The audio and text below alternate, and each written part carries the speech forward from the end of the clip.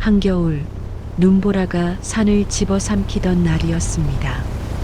사람 하나가 아무 발자국도 없는 눈밭에 버려졌습니다. 거기 누구 있어요? 16살 소금장수 소년 득삼이는 그날 돌아가면 안 될 곳에서 멈춰 서고 말았습니다. 눈 속에 쓰러진 맨발의 스님. 맥은 희미했고 이대로 두면 해가 뜨기 전 숨이 끊어질 상황이었습니다. 이러다 정말 죽겠어. 그 순간 득삼이는 알지 못했습니다. 자신이 구하려는 이 노인이 단순한 스님이 아니라는 것을, 그리고 이 만남이 소년의 인생은 물론 한마을의 운명까지 뒤흔들게 되리라는 것도요. 눈보라 속에서 시작된 인연. 이 스님은 대체 누구였을까요? 야단목집을 찾아주셔서 감사합니다.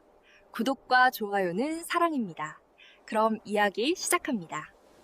추운 겨울날이었습니다. 하늘에서는 눈발이 거세게 휘몰아치고 매서운 바람이 뼛속까지 파고들었습니다. 오늘은 고개를 넘어야 하는데 이 눈보라가 웬일인가. 16살 소년 득삼이는 지게에 소금 가마니를 지고 산길을 오르고 있었습니다. 부모 잃은 몸이라 하루하루 품팔이로 연명하는 신세였지요. 오늘은 읍내 소금가게 주인의 부탁으로 고개 넘어 마을까지 소금을 날라주고 품삯 몇 푼을 받기로 했습니다. 춥다. 발이 꽁꽁 얼어붙겠네. 득삼이는 입김을 호호 불며 계속 걸었습니다. 눈은 점점 더 거세게 내렸고 앞이 잘 보이지 않을 정도였습니다. 그때였습니다. 어디선가 희미한 신음소리가 들려왔습니다. 득삼이는 걸음을 멈추고 귀를 기울였습니다. 끙, 분명 사람의 목소리였습니다. 득삼이는 소리가 나는 쪽으로 다가갔습니다. 길 옆 바위 밑에 사람 하나가 쓰러져 있었지요. 저기 계신가요? 가까이 다가가 보니 머리를 깎은 스님이었습니다. 회색빛 승복을 걸친 노승이 눈 속에 파묻혀 있었습니다. 더욱 기가 막힌 것은 스님의 발이었습니다. 집신조차 신지 못하고 맨발인 상태였지요.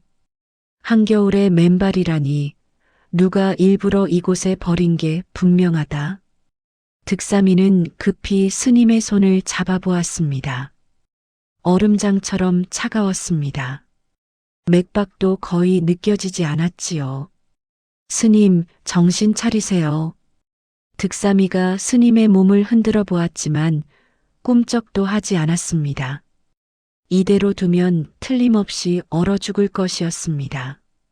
내가 살려야 한다. 아무도 없으니 나라도 구해야지. 득삼이는 소금 가마니를 내려놓고 스님을 업으려고 애를 썼습니다. 하지만 16살 소년의 힘으로는 역부족이었습니다. 스님의 몸은 예상보다 무거웠지요. 이럴 땐 어떻게 하지? 득삼이는 주변을 둘러보았습니다. 그때 눈에 띈 것이 지게였습니다. 맞다. 지게를 이용하면 되겠다. 득삼이는 재빨리 소금 가마니를 눈 속에 묻어 표시를 해두었습니다. 나중에 다시 찾으러 올 생각이었지요. 그리고 지게 위에 스님을 조심스럽게 눕혔습니다. 스님, 조금만 참으세요. 금방 따뜻한 곳으로 모셔다 드릴게요. 득삼이는 지게를 짊어지고 산길을 내려갔습니다. 눈보라는 더욱 거세졌고 길은 미끄러웠습니다. 발을 헛디뎌 넘어질 뻔한 적도 여러 번이었지요. 하지만 득삼이는 이를 악물고 계속 걸었습니다. 조금만 더 가면 돼. 한참을 걸어 마침내 득삼이는 산기슭에 있는 자신의 움막에 도착했습니다. 초라한 움막이었지만 오늘만큼은 그 어디보다 든든해 보였습니다. 득삼이는 스님을 움막 안으로 옮겨 누이고 부싯돌로 불을 피웠습니다. 스님, 조금만 기다리세요. 곧 따뜻해질 거예요. 아껴두었던 마른 나뭇가지와 솔잎을 태우자 연기가 피어오르고 움막 안이 서서히 따뜻해졌습니다. 득삼이는 스님의 차가운 손과 발을 두 손으로 감싸고 호호 불며 문질렀습니다. 그리고 자신이 덮고 있던 누비 이불을 스님께 덮어드렸습니다. 제발 살아나세요. 제발이요. 온기가 돌기 시작하자 스님의 얼굴에 조금씩 혈색이 돌아왔습니다. 하루가 지나서야 스님은 가까스로 눈을 떴습니다. 여기가 어디인가? 노승은 낯선 천장을 보며 몸을 일으키려 했지만 온몸이 쑤셔서 움직일 수가 없었습니다. 스님, 정신 차리셨어요? 득삼이가 달려와 스님의 손을 잡았습니다. 노승은 이 소년이 누구인지, 여긴 또 어디인지 알 수가 없었지요. 그대는 누구인가? 저는 득삼이라고 합니다. 스님께서 산에서 쓰러져 계셔서 제가 모셔왔습니다. 득삼이는 옆에 있던 사발을 들어 올렸습니다. 배고프시죠? 이거 드세요. 사발 안에는 묽은 죽이 담겨 있었습니다. 조와 감자를 섞어 끓인 죽이었지요. 변변한 재료가 없어서인지 색깔도 탁하고 양도 적었습니다. 노승은 그 모습을 보는 순간 가슴이 철렁 내려앉았습니다. 이 아이는 이렇게 가난하구나. 제 먹을 것도 없으면서 나를 구했단 말인가. 노승은 평생을 큰 사찰에서 지냈던 분이었습니다. 수십 명의 행자가 시중 들고 사시사철 공양이 풍족했던 삶이었지요. 하지만 지금 노승 앞에 놓인 건 초라한 죽 한 사발뿐이었습니다. 천천히 드세요. 뜨거우니까요. 득삼이가 조심스럽게 숟가락을 떠서 스님 입가로 가져갔습니다. 누추한 움막이었지만 노승은 자연스럽게 등을 곧게 펴고 앉았습니다. 득삼이는 스님이 죽을 드시는 모습을 보며 신기했습니다. 꼭 높은 절의 큰 스님 같아 보였지요. 노승은 천천히 죽을 먹으며 생각했습니다. 맛은 담백했지만 이상하게도 목구멍으로 넘어가는 그 죽이 꿀보다 달게 느껴졌습니다. 노승은 사발을 내려놓고 득삼이를 바라보았습니다. 득삼이의 까만 눈망울을 보는 순간 노승의 머릿속에 오래된 기억이 스쳐 지나갔습니다. 30년 전 전쟁으로 잃은 아들의 얼굴이었습니다. 노승의 눈가에 뜨거운 것이 흘러내렸습니다. 스님, 왜 우세요? 죽이 맛이 없어요? 아니다. 맛있다. 참 맛있구나. 노승은 눈물을 닦으며 득삼이를 물끄러미 바라보았습니다. 그런데 득삼이라 했는가? 그대의 부모님은 어디 계신가? 득삼이의 환한 표정이 순식간에 어두워졌습니다. 부모님은 4년 전에 돌아가셨습니다.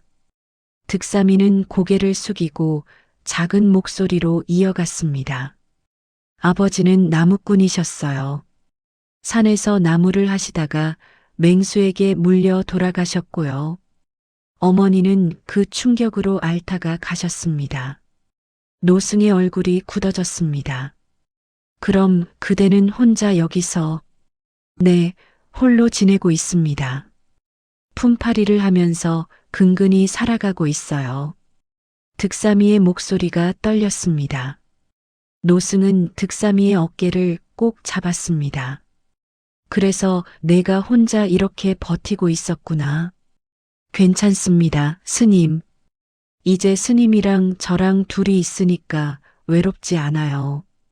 노승은 득삼이의 등을 쓸어주며 마음속으로 다짐했습니다. 하늘이 내게 마지막으로 살아야 할 이유를 주신 것이로구나. 이 아이를 지켜야 한다. 노승은 그 순간 결심했습니다. 자신의 신분도 과거도 모두 감춘 채 이 아이의 스승으로 살겠다고 말입니다. 득삼아, 고맙다. 내가 없었으면 이 늙은이는 진작 저승 갔을 게다. 당연하죠. 이제 스님은 제 가족이에요. 득삼이는 환하게 웃으며 노승의 손을 꼭 잡았습니다. 노승이 몸을 추스른 지 며칠이 지났습니다. 두 사람의 생활은 찢어지게 가난했지만 움막 안에는 웃음꽃이 피어났지요. 하지만 밤이 되자 매서운 찬바람이 움막을 파고들었습니다. 득삼이가 가슴을 부여잡고 심하게 기침을 해댔습니다. 콜록, 콜록, 콜록. 노승은 득삼이의 손목을 잡고 맥을 짚었습니다. 그 손놀림이 어찌나 자연스럽고 정확한지 마치 수천 번은 해본 것 같았지요. 득삼이는 스님의 손가락이 자신의 맥을 짚는 느낌이 신기했습니다. 노승은 잠시 눈을 감고 집중하더니 고개를 끄덕였습니다. 이건 찬기운이 폐에 맺혀서 생긴 해수로구나. 노승은 잠시 생각하다가 물었습니다. 득삼아, 혹시 배와 도라지가 있느냐? 네, 산에서 캐온 도라지가 조금 있습니다. 배는 없지만 산돌배가 있어요. 그것들을 가져오너라. 득삼이는 고개를 끄덕이더니 움막 한쪽에서 말린 도라지와 쭈글쭈글한 산돌배 몇 개를 꺼내왔습니다. 가을에 주워둔 거예요. 배고플 때 먹으려고 했는데요. 이것들을 달여서 내가 마셔야 한다. 노승은 산돌배를 쪼개고 말린 도라지를 씻어 솥에 넣었습니다. 약재를 다루는 노승의 손놀림이 무척 능숙했지요. 잘 들어라. 배는 폐를 촉촉하게 하고 도라지는 가래를 삭힌다. 이 둘이 만나야 비로소 기침을 잡는 명약이 되는 법이다. 보글보글. 약이 끓기 시작하자 구수하고 쌉싸름한 향기가 움막 안에 가득 찼습니다. 이 약은 기침을 먹게 하는 명약이란다. 득삼이가 뜨거운 약물을 들이키자 거짓말처럼 막혔던 가슴이 뻥 뚫렸습니다. 와, 스님, 진짜 가슴이 시원해요. 스님 손은 정말 약손이네요. 득삼이가 해맑게 웃자 노승은 아이의 등을 쓸어주며 다짐했습니다. 내 의술이 아직 쓸모가 있구나. 이 아이를 위해서라도 더 살아야겠다. 그날 밤 득삼이는 기침 한 번 없이 편안하게 잠들었습니다. 노승은 잠든 득삼이의 옷깃을 고쳐 덮어주며 나지막이 속삭였습니다. 득삼아, 이 늙은이가 너를 꼭 지켜주마. 며칠 후 득삼이는 읍내 장터로 향했습니다.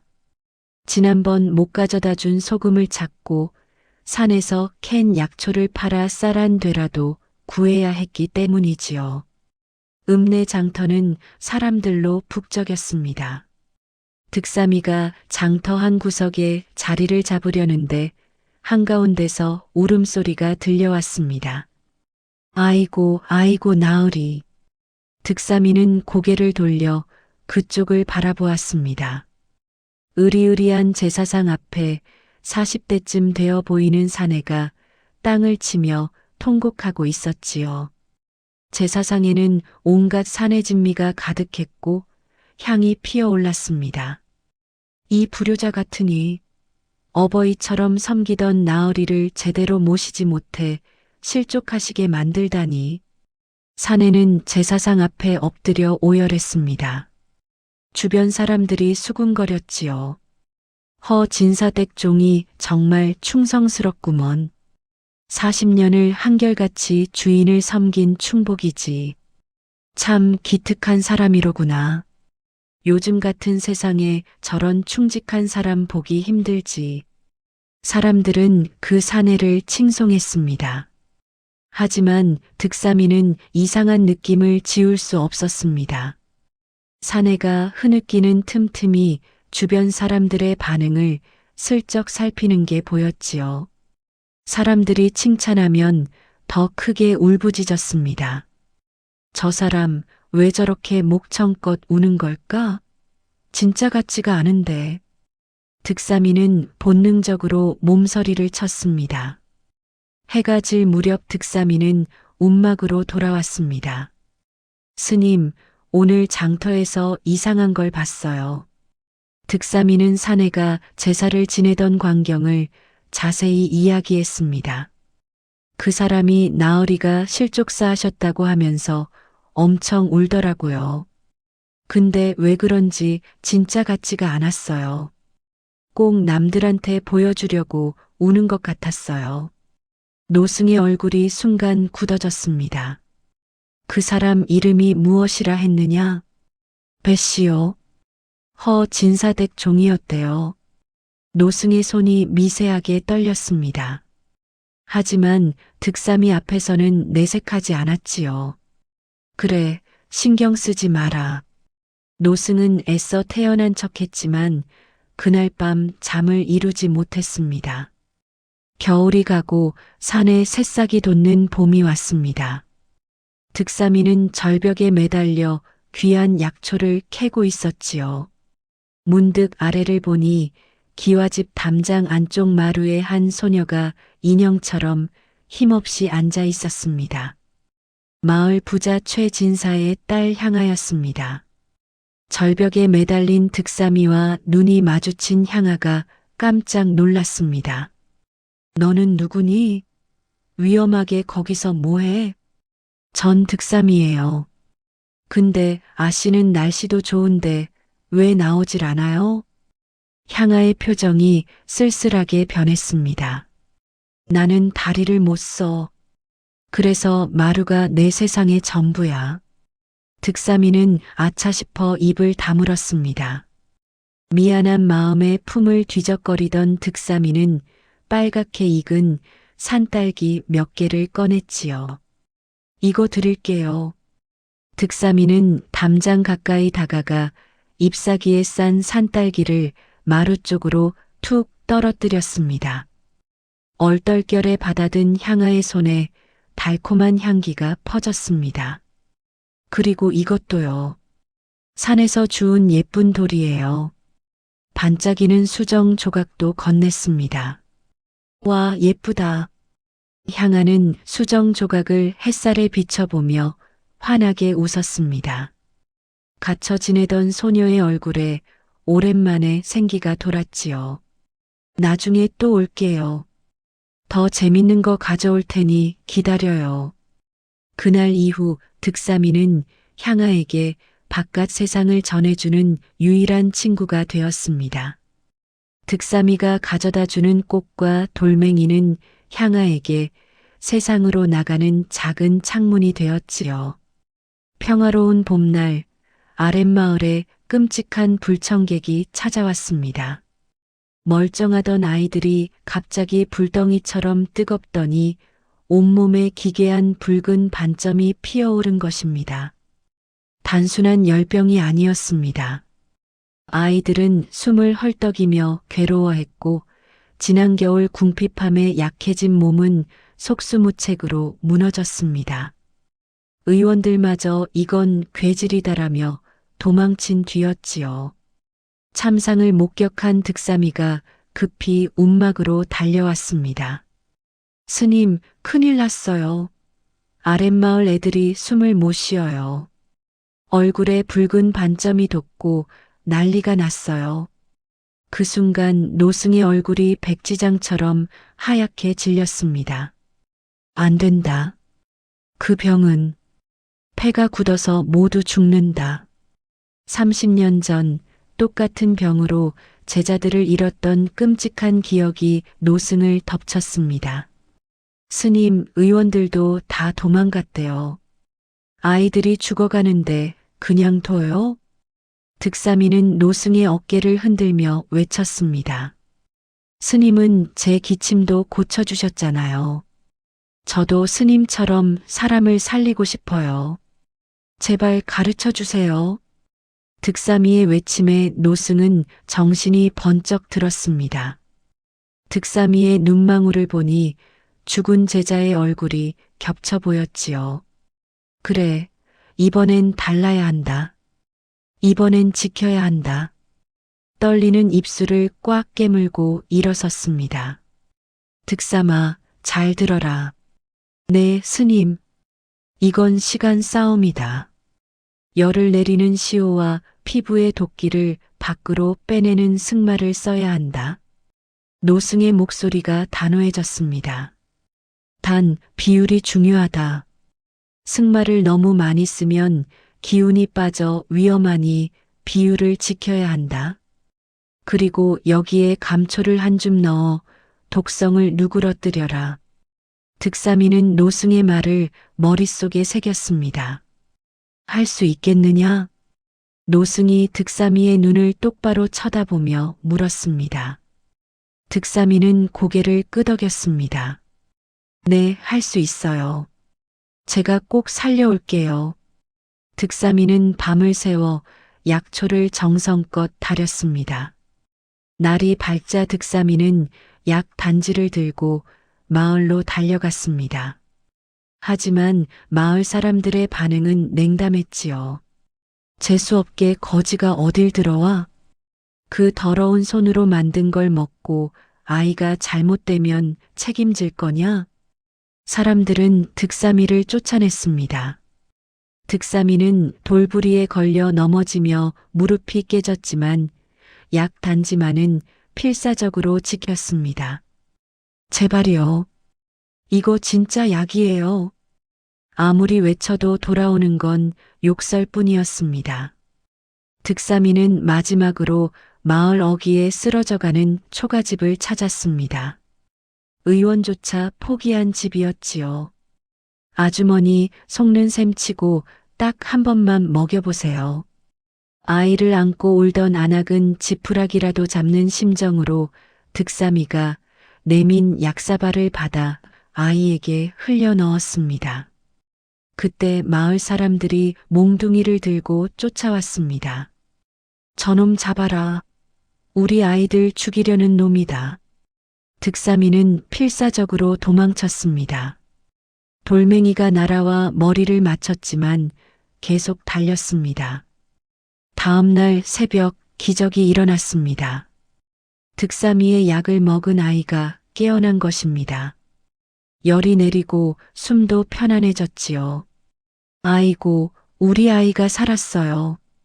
안악의 외침에 마을 사람들이 달려왔습니다. 어제까지만 해도 죽어가던 아이가 눈을 뜨고 있었습니다. 정말 살아났네. 그럼 그 거지 아이가 준 약이 진짜 약이었단 말인가?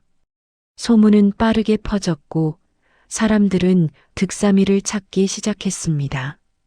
득삼이 어디 있소? 우리 아이도 좀 살려주시오.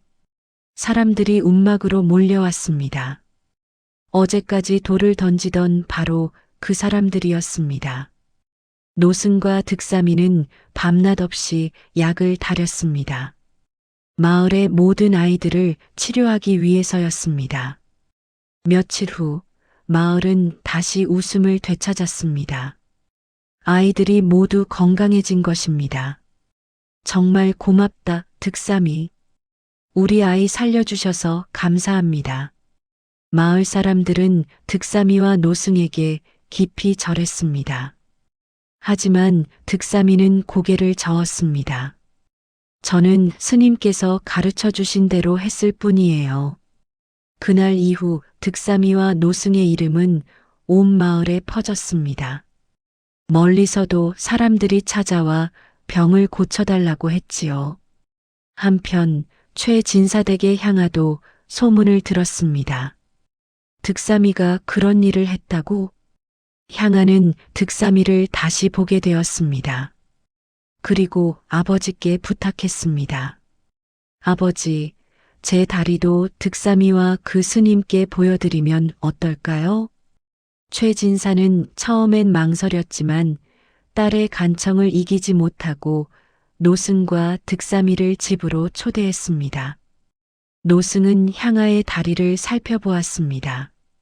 맥을 짚고 다리를 눌러보고 한참을 살펴보더니 고개를 끄덕였습니다.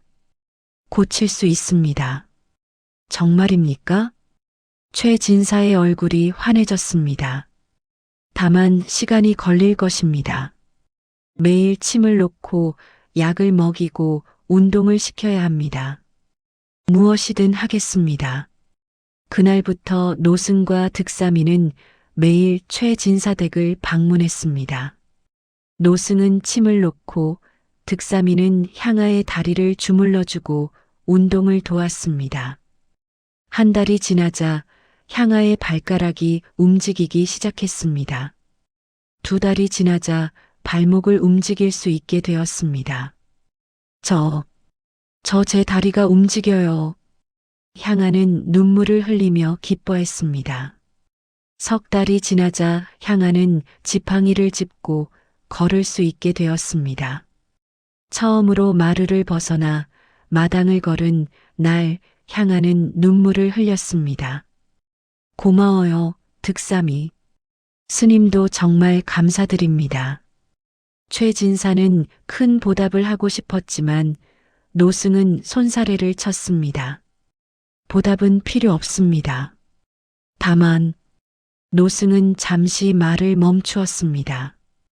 이 아이가 의술을 제대로 배울 수 있도록 도와주십시오. 가난하여 글도 배우지 못했으니 의서라도 읽을 수 있게 해주십시오.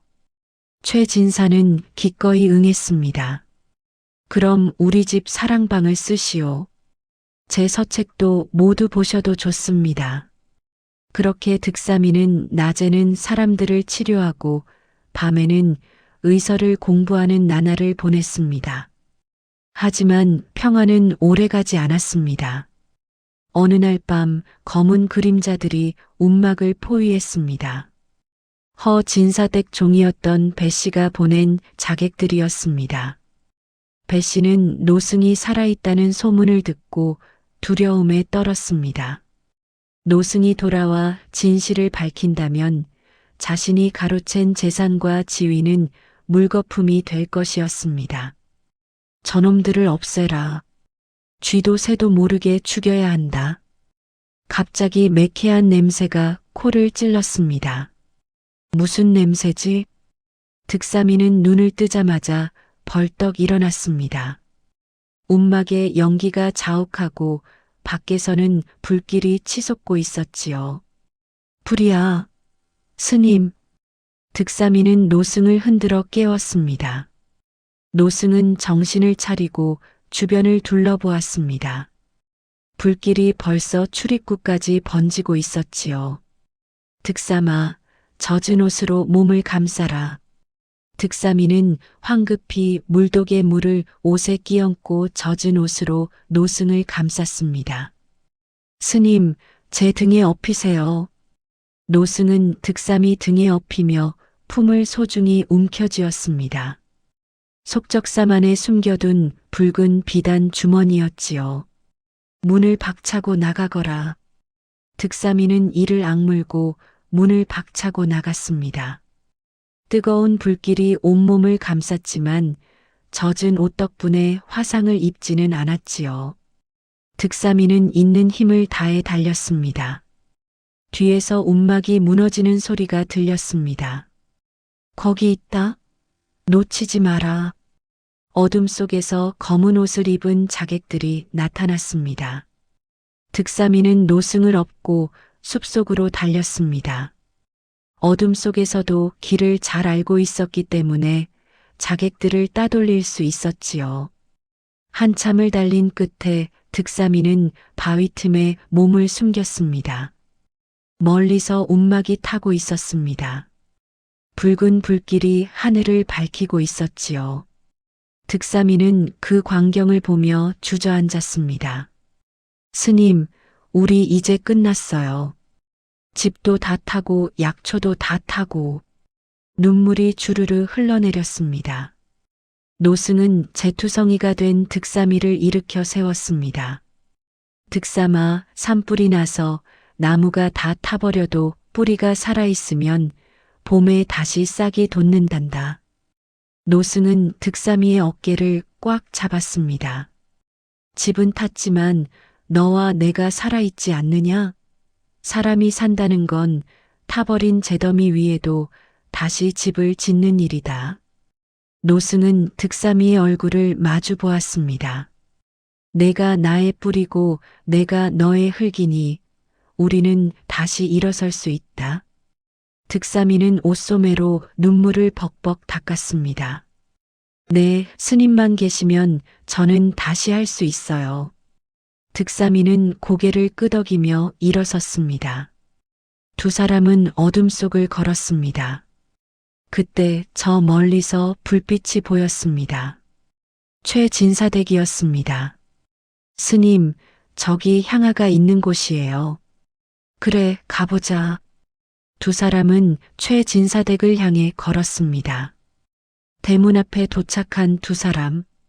득삼이는 문을 두드렸습니다. 여기 사람 있어요. 문 좀 열어주세요. 문지기가 나와 횃불을 들었습니다. 누구냐? 이 밤중에. 저는 득삼이에요. 향아 아씨에게 좀 전해주세요. 바로 그때 안에서 향아의 목소리가 들렸습니다. 아버지, 득삼이가 왔어요. 큰일 난 것 같아요. 최진사가 급히 밖으로 나와 대문 밖에 두 사람을 보고 얼굴이 굳어졌습니다. 두 사람 모두 온몸이 재투성이었고 옷은 찢어져 있었지요. 무슨 일이시오? 어서 들어오시오. 최진사는 두 사람을 사랑방으로 안내했습니다. 대체 무슨 일이 있었습니까? 득삼이가 대답했습니다. 움막에 불이 났어요. 검은 옷을 입은 자객들이 우리를 죽이려고 쫓아왔어요. 자객들이? 대체 누가 감히? 최진사는 분노에 떨었습니다. 노승이 말했습니다. 제 정체를 밝혀야 할 때가 온 것 같습니다. 정체라니요? 노승은 품속의 붉은 비단 주머니를 꺼냈습니다. 득삼이는 처음 보는 주머니를 신기한 눈으로 바라보았습니다. 노승은 주머니에서 옥으로 만든 염주와 오래된 문서를 꺼내 탁자 위에 정중히 내려놓았습니다.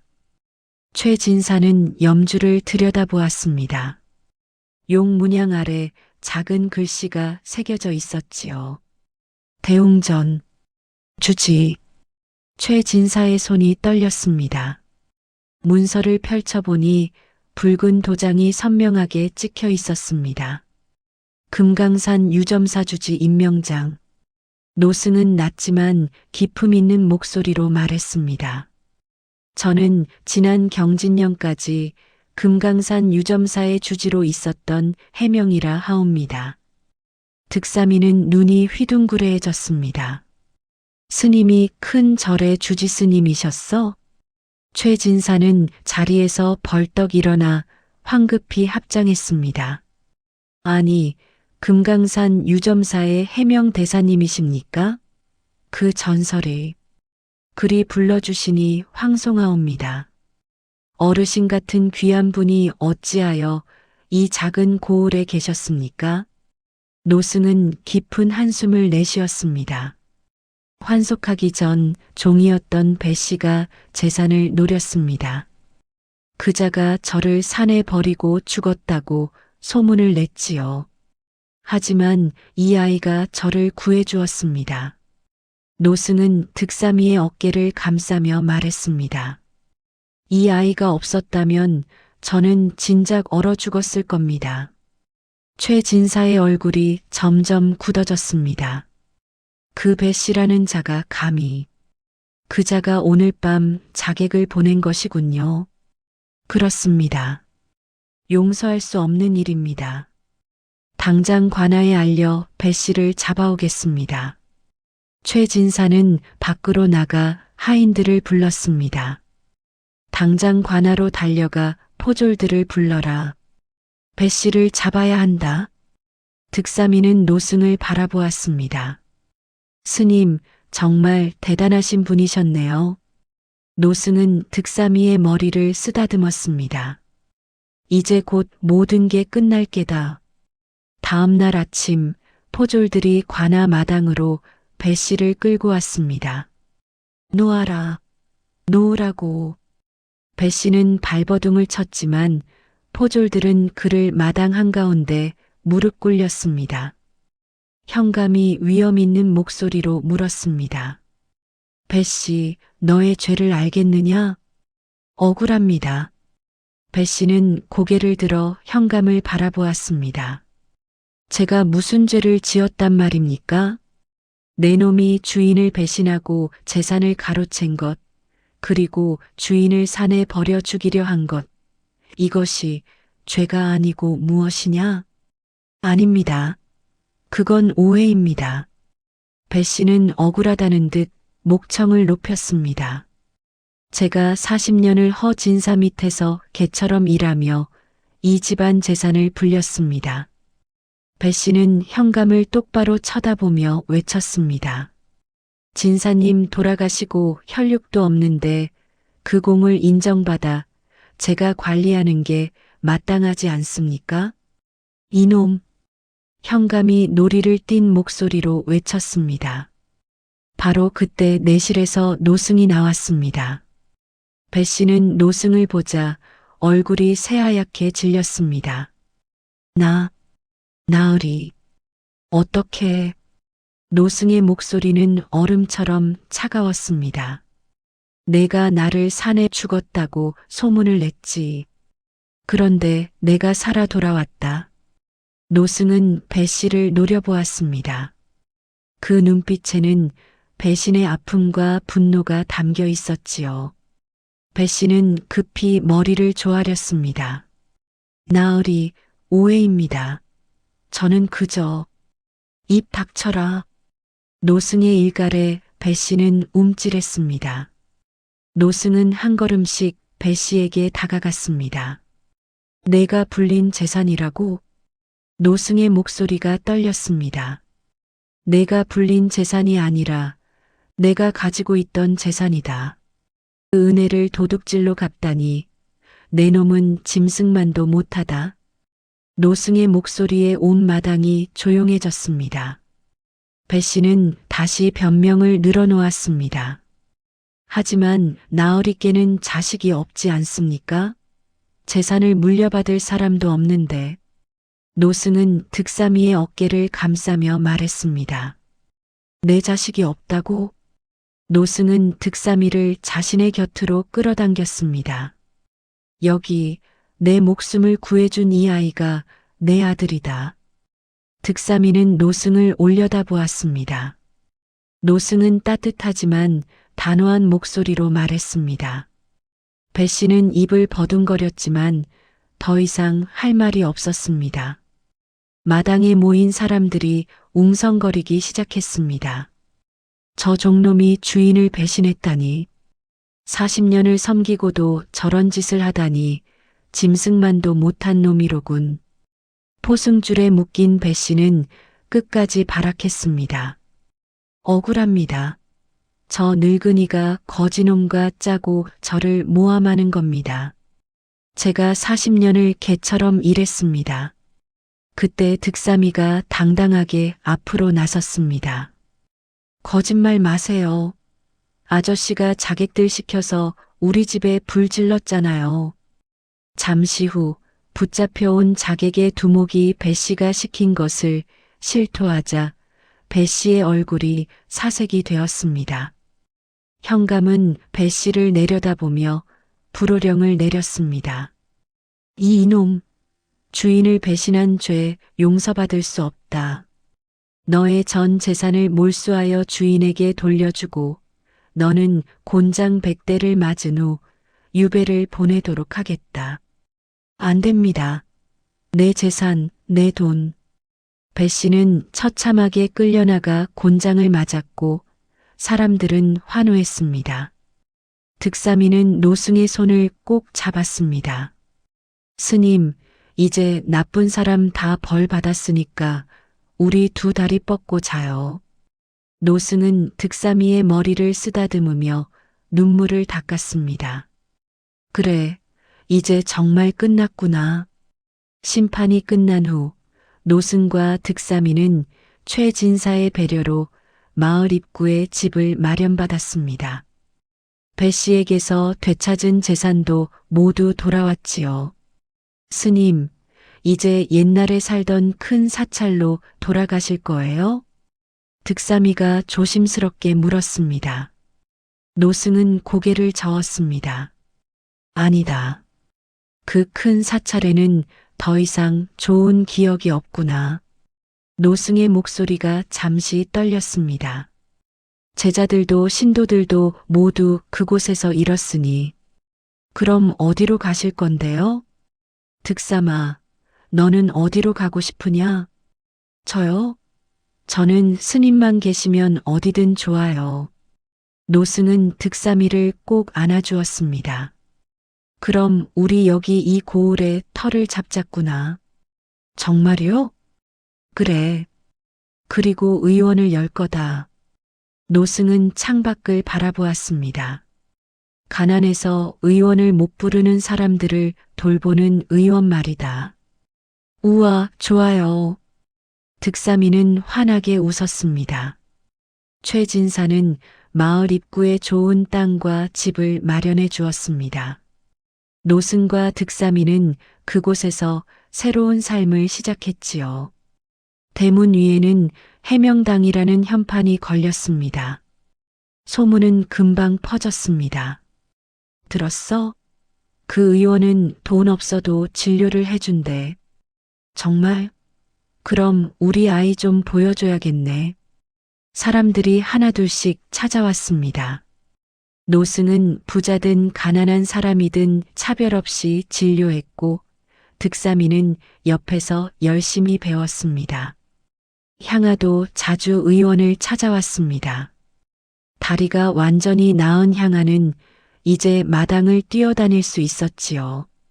득삼아, 오늘은 무슨 약초 배웠어? 오늘은 당귀랑 청궁이야. 두 아이는 약초밭을 함께 가꾸며 즐거운 시간을 보냈습니다.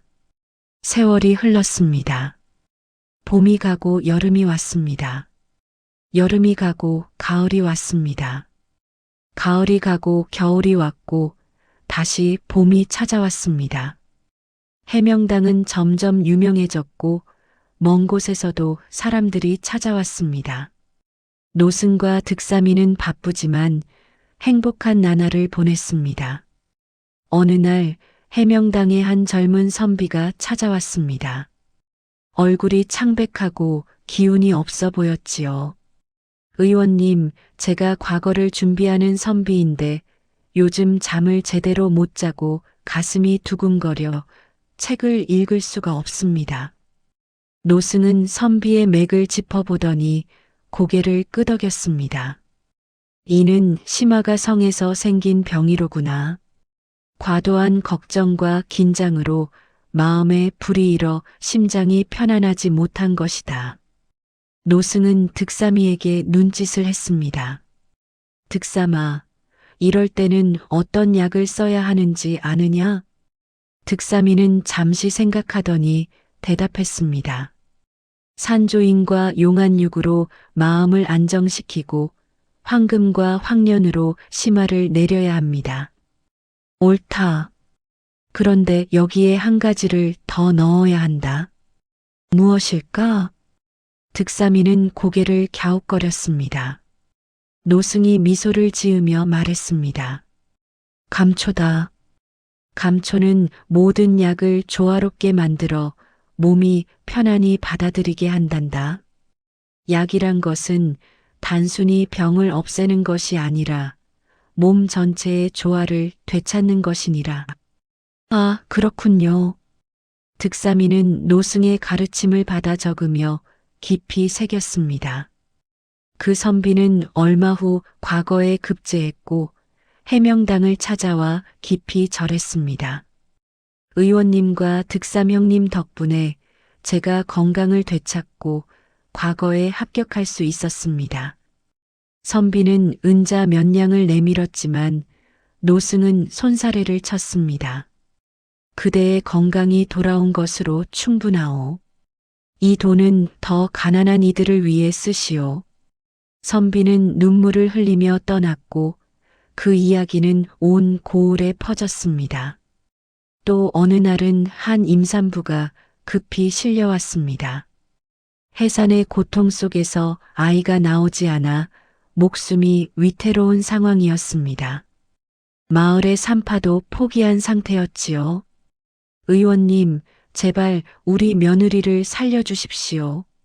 시어머니가 무릎을 꿇고 애원했습니다. 노승은 침착하게 임산부를 살폈습니다.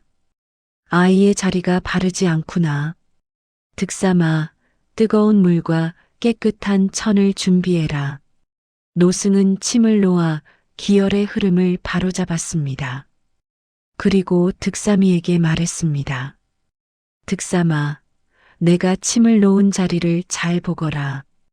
이것이 합곡혈이고 이것이 삼음교혈이다. 이 두 곳을 자극하면 산기를 도울 수 있느니라. 네, 스님. 득삼이는 노승의 손놀림을 하나하나 눈에 담았습니다. 노승의 침술 덕분에 아이는 무사히 태어났고 산모도 건강을 되찾았습니다. 아이고, 살렸어요. 의원님, 정말 감사합니다. 온 가족이 눈물을 흘리며 고마워했습니다. 그날 밤 득삼이는 노승에게 물었습니다. 스님, 어떻게 그렇게 많은 것을 아시는 거예요? 노승은 하늘의 별을 바라보며 대답했습니다. 득삼아, 내가 아는 것은 책에서 배운 것이 반이고 사람을 살리며 배운 것이 반이란다.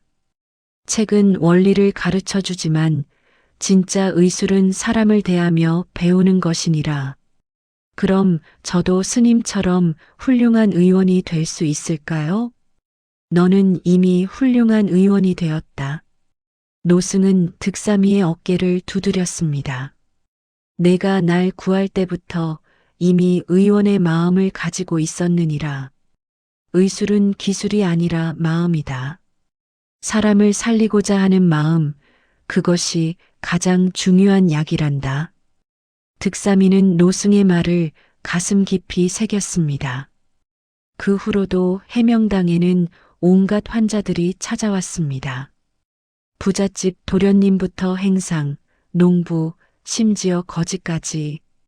노승과 득삼이는 누구든 차별 없이 치료했습니다. 어느 겨울날 눈보라가 치는 날이었습니다. 한 거지가 해명당 앞에서 쓰러졌습니다. 사람들은 고개를 돌렸지만 득삼이는 달려가 거지를 부축했습니다. 어서 들어오세요. 따뜻하게 해드릴게요. 득삼이는 거지를 안으로 모시고 따뜻한 죽을 끓여주었습니다. 노승은 그 모습을 보며 흐뭇하게 미소 지었습니다. 내가 이 아이에게 가르친 것이 아니라 이 아이가 원래 가지고 있던 것이로구나. 노승은 득삼이가 자신을 구했던 그날을 떠올렸습니다. 그때도 득삼이는 망설임 없이 낯선 노승을 구했었지요. 그렇게 계절이 바뀌고 세월이 흘렀습니다. 득삼이와 향아는 자연스럽게 가까워졌습니다. 어느 봄날 매화꽃이 만발한 마당에서 득삼이는 향아에게 물었습니다. 향아, 내가 가난한 의원이지만 나와 함께 평생을 살아갈 수 있겠소? 향아는 환하게 웃으며 대답했습니다. 득삼씨가 가난하다고요? 득삼씨는 이 고을에서 가장 부자예요. 사람들의 고마움과 존경을 받으시잖아요. 두 사람의 혼례는 온 마을의 축복 속에 치러졌습니다. 노승은 득삼이의 손을 잡고 말했습니다. 득삼아, 내가 이렇게 훌륭한 사람과 함께하게 되어 이 늙은이가 얼마나 기쁜지 모르겠구나. 스님, 모두 스님 덕분입니다. 아니다. 이것은 내가 선한 마음으로 살아온 결과란다. 그렇게 10년의 세월이 더 흘렀습니다. 득삼이는 이제 36살의 의젓한 청년이 되었습니다. 키가 훌쩍 자라 의원의 모습이 되었지요. 의원님, 맥을 좀 짚어주시겠습니까? 네, 손목을 이리 주십시오. 득삼이는 능숙하게 환자의 맥을 짚었습니다. 노승 없이도 혼자서 환자를 돌볼 수 있게 되었지요. 옆에서는 향아가 약재를 정리하고 있었습니다. 향아도 이제 36의 아가씨가 되었고 해명당의 안주인 역할을 톡톡히 해내고 있었습니다. 두 사람은 자연스럽게 서로를 돕고 있었습니다. 마루에는 노승이 앉아 계셨습니다. 이제 70을 훌쩍 넘긴 나이였지요. 눈이 침침해져 진료는 못하지만 득삼이가 환자를 보는 모습을 흐뭇하게 지켜보는 것이 노승의 일상이었습니다. 잘하는구나, 우리 득삼이. 노승은 작게 중얼거리며 미소를 지었습니다. 어느 가을날 오후 따뜻한 햇살이 마당을 비추고 단풍잎이 바람에 흩날렸습니다. 노승은 평상에 앉아 있었고 득삼이는 노승의 무릎을 베개 삼아 누워 있었지요. 득삼아, 네, 스님. 나는 이제 여한이 없다. 노승의 목소리가 평온했습니다. 먼저 간 제자들을 만나면 자랑거리가 생겼어. 늙은 나이에 세상에서 제일 듬직한 아들을 하나 더 얻었다고 말이다. 득삼이는 눈물을 참으며 노승의 백발을 쓸어주었습니다. 스님, 조금만 더 있다가 가세요. 저 아직 배울 게 많아요. 아니다. 노승은 득삼이의 손을 꼭 잡았습니다. 내 의술은 이미 너의 손에 다 있다. 노승의 눈에서 눈물이 흘러내렸습니다. 내가 나를 살렸고 내가 너를 살렸으니 우리는 피보다 진한 인연이다. 스님, 고맙다, 득삼아. 노승은 따뜻한 햇살을 느끼며 조용히 눈을 감았습니다. 고통 없이 평화롭게 잠드는 모습이었지요. 득삼이는 노승을 불렀지만 노승은 대답이 없었습니다. 노승은 편안한 얼굴로 영면에 드셨습니다. 득삼이는 소리 없이 눈물을 흘렸습니다. 해명대사의 49제가 지난 어느 날 해명당은 여전히 환자들로 붐볐습니다. 의원님, 이 아이가 열이 나는데 어찌하면 좋겠습니까? 득삼이는 아이의 맥을 짚었습니다. 그런데 조금 막히는 부분이 있었지요. 득삼이는 선반에서 낡은 책 한 권을 꺼냈습니다. 노승이 득삼이를 위해 남긴 의학서였지요. 득삼이는 책을 펼쳐 읽었습니다. 아, 이럴 땐 이렇게 하는 거구나. 득삼이는 처방을 내렸고 환자는 고개를 숙여 인사했습니다. 감사합니다, 의원님. 그런데 돈이 없는데 어쩌죠? 득삼이는 노승이 했던 말투 그대로 웃으며 말했습니다. 돈 대신 집에 있는 무 한 개만 가져오세요. 정말입니까? 감사합니다. 환자가 돌아가고 득삼이는 진료를 마쳤습니다. 대청마루 밖을 내다보니 처마 밑에 해명당이라고 쓴 현판이 걸려 있었습니다. 낡았지만 정성껏 관리한 덕에 윤이 났지요. 바람이 불어 현판 옆에 매단 풍경이 딸랑 울렸습니다. 마치 노승이 대답하는 것 같았습니다. 득삼이는 현판을 보며 환하게 미소 지었습니다. 사람을 살리는 마음은 영원히 늙지 않는다. 노승의 목소리가 바람결에 들리는 듯 했습니다. 노승의 뜻을 이어 득삼이는 오늘도 사람을 살리는 일을 계속했습니다.